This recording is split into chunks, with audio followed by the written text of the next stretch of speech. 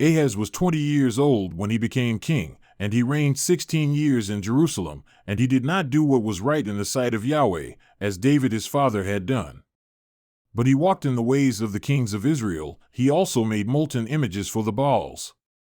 Moreover, he offered offerings in smoke in the valley of Ben-Hinnom and burned his sons in the fire, according to the abominations of the nations whom Yahweh had dispossessed from before the sons of Israel. He also sacrificed and offered offerings in smoke on the high places and on the hills and under every green tree. So Yahweh his God gave him into the hand of the king of Aram, and they struck him and carried away from him a great number of captives and brought them to Damascus. And he was also given into the hand of the king of Israel, who struck him with a great slaughter. Indeed, Pekah the son of Remaliah killed in Judah 120,000 in one day, all men of valor, because they had forsaken Yahweh, the God of their fathers. And Zichri, a mighty man of Ephraim, killed Maaseiah the king's son, and Azrikam the ruler of the house, and Elkanah the second to the king. Then the sons of Israel carried away captive of their brothers 200,000 women, sons, and daughters, and they plundered also a great deal of spoil from them and brought the spoil to Samaria. But a prophet of Yahweh was there, whose name was Oded, and he went out before the army which came to Samaria and said to them, Behold, because of the wrath of Yahweh, the God of your fathers, against Judah, he has given them into your hand, and you have killed them in a rage which has even reached heaven. So now you are intending to subdue for yourselves the people of Judah and Jerusalem for male and female slaves. Surely, do you not have your own matters of guilt against Yahweh your God? So now, listen to me and return the captives whom you carried away from your brothers, for the burning anger of Yahweh is against you.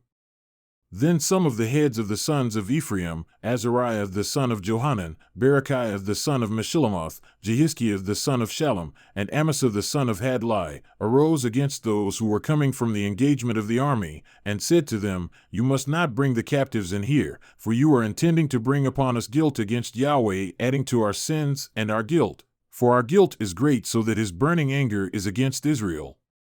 So the armed men left the captives and the plunder before the commanders and all the assembly.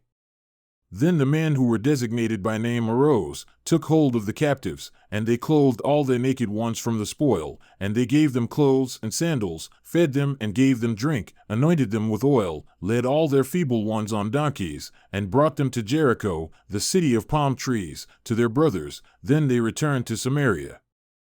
At that time, King Ahaz sent to the kings of Assyria for help. Indeed, again the Edomites had come and struck Judah and carried away captives. And the Philistines also had raided the cities of the Shephelah and of the Negev of Judah, and had captured Beth-Shemesh, Aijalon, Gederoth, and Soko with its towns, Timnah with its towns, and Gimzo with its towns, and they settled there.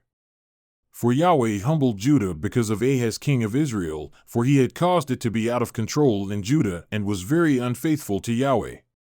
So Tilgath-Pilneser king of Assyria came against him and distressed him instead of strengthening him.